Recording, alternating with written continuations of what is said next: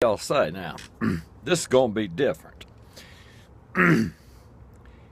This is to the man that runs Freedom from Atheism Foundation. He politely requested a debate, but not on his page. I'm not open. He said that I made hateful remarks or something. If he can remember that, bravo, because it's been a year and I made one remark, and my rule of thumb is when I'm on other people's territory, I don't cuss, stuff like that, unless I'm on one of these troll pages. But anyway, this is the closest you're going to get to a debate with me. My name's Steve. You do know that, and I don't know your name. I got a lot more character than you. That's evident by the fact that you addressed me by name on the Mind of Maniac page. I think that's really fitting. That trash, filth, slandering, lying page that's stealing my pictures and making false memes, that is where you will want to debate me. That's fitting. So here's my debate. By your own admission, and I'm assuming it's your admission because you put up a link by that William Craig. Yeah, William Lane Craig. It said there's two ways to read the Bible, the Jesus story. And that's from a natural, rational mind, which he calls a presupposition, or from a mind of faith, of making the decision that you're going to believe it going in. Okay, if you were bragging about you're educated, well, you've probably not listened to many of my videos. Education makes a stupid person more stupid and more dangerous. Education does not fix stupidity, and it doesn't fix delusion. They're just degrees. I have no degrees, but I have extreme intelligence. I have an open mind. I'm open. If there's a God shows up, I'm good with that. I have no fear of that. No worry, nothing. That would be an exciting day. But there isn't any evidence, so there isn't a God. It's that simple. You wanted to debate whether or not there was a real Jesus. Okay, let's say there's 50% of credited theologians say there was a historical Jesus and 50% say there wasn't. Now, obviously, the 50% who say there wasn't are dealing from a rational mind and not a faith mind. The 50% who say there is are dealing from a mind of faith and are going into it with a proven end goal. Jesus was there, and now we're going to prove it. Where the rational mind says, let's see where this takes us. And it took them to where there's no Jesus.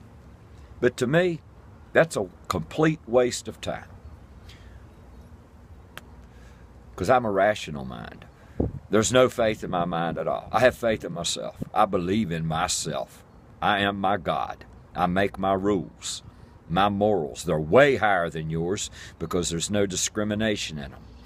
Hating religion is not discriminating against person. Religion is a man-made idea, just like Mein Kampf, however you pronounce it. Somebody got on me and said I didn't know how to say it right. Hitler's movement. He made that. That's man-made. That's not deserving of respect, and it's not torment of any person to shred that idea, to mock it, and ridicule it until it dies. Religiosity, Christianity, is a man-made idea. It's a form of government. It's a form of control. And that's fact. I am not persecuting you to mock the rotten ideas in that Bible. And I am not persecuting you by telling you you have no right to speak your belief in another person's ear unless they ask for it. That's not persecuting you. You have no right to invade another country that has another set of laws that don't have freedom of religion and then claim persecution because you went and broke their laws. See, you have no morals.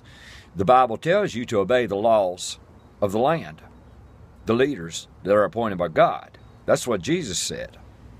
But you want to go to these other lands who have established laws where you don't have freedom and then cry persecution. Well, that's just childish. All right, here's what's irrevocable. You cannot deny this. The Jews do not attempt to deny it, and the Vatican does not attempt to deny it. Genesis did not happen. Take a moment and deal with that. there's a greater chance that there's a phone booth floating around on that other side of right outside of our Milky Way system than there is that Genesis happened. Pick a number, imagine it in your mind, with 1 trillion digits in it, with the front digit a 9. And there's not one chance in that number that Genesis happened. Not one chance. Only the Protestant American Empire still argues that Genesis happened.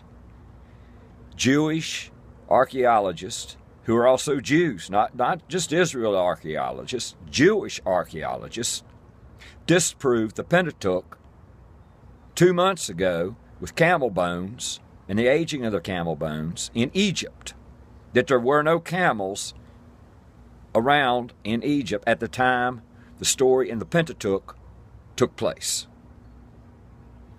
They debunked their own Pentateuch. I said it in a comment. 80,000-year-old grove of trees in Utah, 80,000 years old. No carbon dating needed, nothing. Disproves Genesis. The Jews that wrote the Pentateuch said there is no way to interpret the Bible any other way than that the earth is 6,000 years old and the universe 10,000 at the oldest.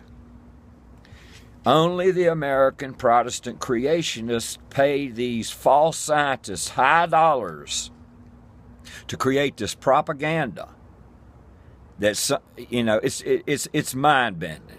Watching Christian scientists go behind real scientists and try to fill in the gaps back with the Bible God. I have seen you try to support the idea that God had something to do with the beginning of consciousness 4 billion years ago and still claim that that proves the Bible God, who the Jews have said put a timeline in the Bible that the earth is no older than 6,000 years old. A 65,000-year-old cave drawing by itself, no carbon dating required, destroys Genesis. Maybe carbon dating is used in the cave drawing. No carbon dating in Pando, the trembling giant in Utah. There was no Genesis. There was no Adam and Eve. There was no snake, apple, and original sin. The only reason for Jesus Christ is to erase original sin. This is what makes me feel at times like I wonder what in hell educated and smart men like Ken Ham are doing. Why is Bart Ehrman, educated, agnostic, theologian, why is he even debating?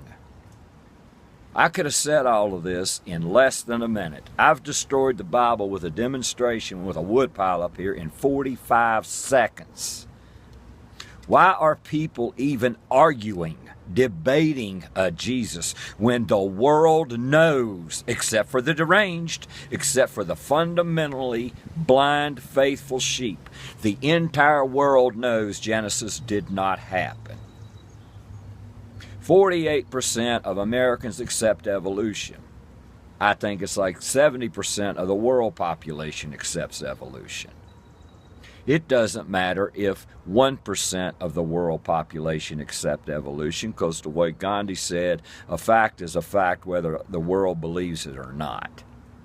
The thing of it is a fact. There was no Genesis. There is no original sin. There is no sacrifice for original sin. All debate of a Jesus is insane.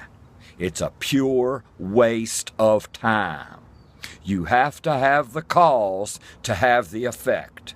The cause never happened. There is no such thing as sin.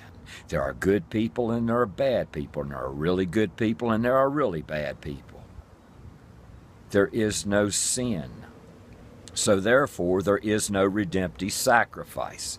It's a made-up myth. There were up to 12 different Jesus-type sacrifices before Jesus, all born of virgin birth. Christianity swiped them in the end, said that's it, no more pagan stories, no more heathen stories of a Jesus, of a sacrifice of a virgin birth. We're capturing it, we're taking it all. Christianity captured everything from paganism and made it theirs. And the only thing they added was the eternal burning flame of hell. That is the only original concept in the Bible. All of the others are copycats off of every other religion before Christianity. That's that, man. That's the debate. That's my debate. You could waste your time and mine by trying to debunk Pando and a 65,000-year-old cave drawing and the world experts on the timeline of Genesis if you want. But that's what it is. It's a waste of time. This is why it's dying. If it was true, it wouldn't be under debate anymore. We got evidence for Buddha, Confucius, Aristotle, Plato, Marcus Aurelius, Constantine. There's nothing for Jesus. That's why it's a big discussion. There's nothing for God. That's why it's a big discussion. We don't discuss Mount Everest. We don't discuss Mars or Pluto. It's not a debate. They're evident. There is nothing there that's evidence of God. There are still question marks there. And we've only been searching really, really, really hard for about 100 years. And those questions will all be answered. That's your debate. You want to reply to this? You notice I left all profanity out? Because you Christians, there's two things that you have left as a moral standard, and that's to hate all faggots and run from profanity and ask, do you eat with that mouth? You have no other morals. Your preachers are all thieves. The divorce rate in the church is 50%. You're into politics in contradiction to what Jesus commanded. You're murdering the earth. You have no morality. You teach lies to children. You tell a beautiful, sweet, innocent child that they're a filthy, rotten sinner. You have no morality. Being offended at profanity and gay marriage is the last Christian stance to biblical morality. You probably didn't watch this other video either.